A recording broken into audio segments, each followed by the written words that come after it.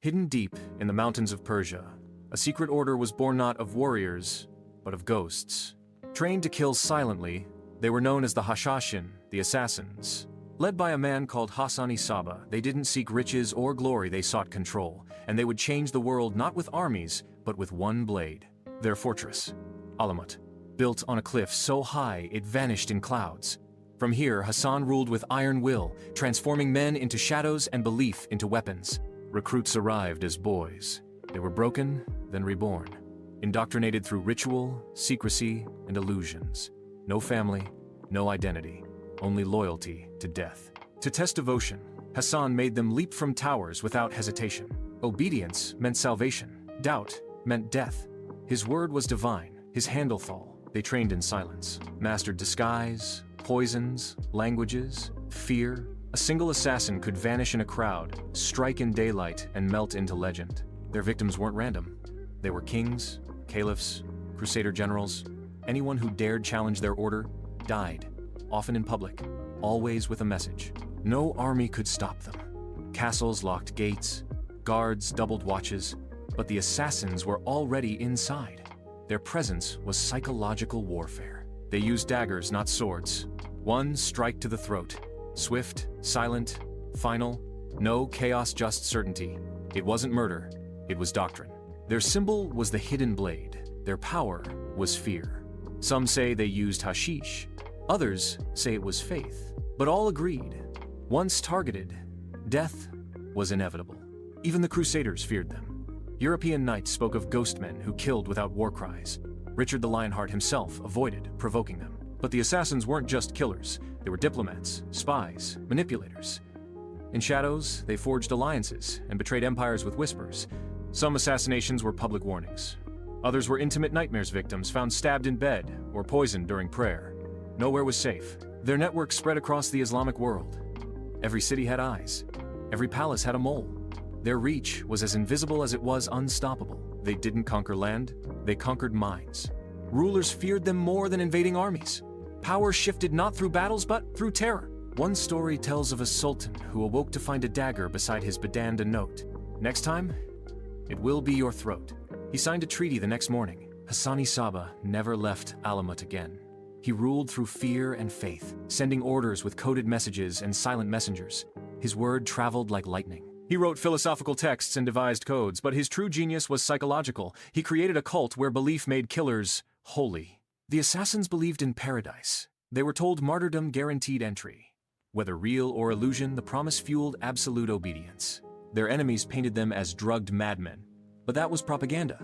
In truth, they were elite, disciplined, intelligent, and far ahead of their time. The Mongols feared no one except the assassins. When they advanced on Alamut, they faced booby traps, ambushes, and assassins embedded in their own ranks. But even shadows can die. In 1256, the Mongols finally overran Alamut. They slaughtered the order, burned the library, and reduced the fortress to rubble. Or so they claimed. Some say the assassins survived, scattered, hidden, that their knowledge and methods were passed down in secret, waiting. Centuries later, whispers of their techniques reappeared in espionage agencies, political coups, and silent wars. The blade had evolved. The very word assassin entered every major language. What began in the mountains became a global archetype of secrecy, discipline, and terror. Historians debated their legends. Were they liberators or fanatics? Killers or heroes? The truth was buried with their bone sand, encrypted in fear. Some claimed they inspired other secret orders. Templars, Freemasons, Illuminati. What is myth and what is legacy? No one knows for sure. Video games glorified them, movies romanticized them. But the real assassins were not fiction. They were born of chaos and shaped empires from the dark. Their legacy isn't in scrolls or statues. It lives in paranoia, in surveillance, in modern warfare. They invented psychological dominance long before drones. Even today, leaders sleep with guards outside their doors, not from armies, but from fear that one blade, from one man, could change history again. Hassan died in Alamut, never seeing the world he shaped, but his funeral was whispered through centuries, scaried in shadow, remembered in fear. His final words, it said, were, "Nothing is true. Everything is permitted." Not a belief, an idea. And ideas, once loosed, never die. The Order's ruins still exist, Tourists walk past broken stones, but beneath, tunnels twist into darkness, carved with messages no one has ever decoded. A secret society built on death. But not chaos. Structure, purpose, control. They weren't maniacs. They were mathematicians of terror.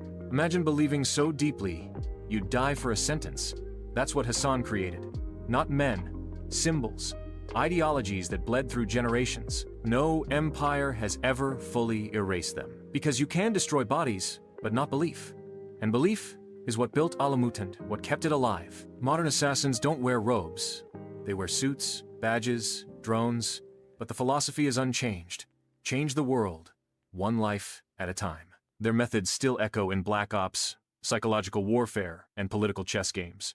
The assassins were the prototype of modern covert power. One blade, one life, one moment in history. That's all it took to redirect empires.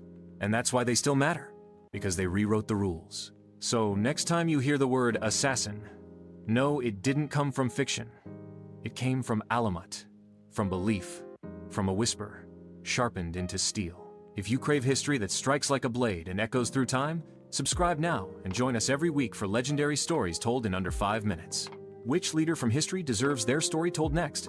Comment below and help shape the future of this series. Your voice decides who conquers next. New epic shorts posted every weekday and full historical episodes every Saturday. This is not just history, this is the war drum of time.